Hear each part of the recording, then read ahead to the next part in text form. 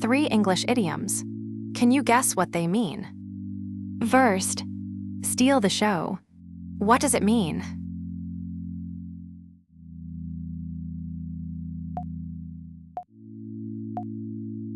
Steal the show means to get all the attention and praise. For example, the dog stole the show. Second, take it with a grain of salt. What does it mean?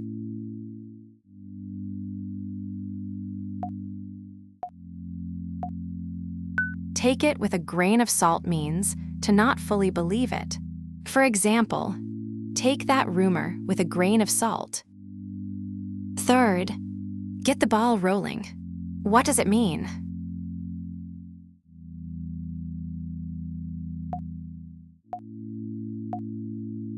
Get the ball rolling means to start an activity.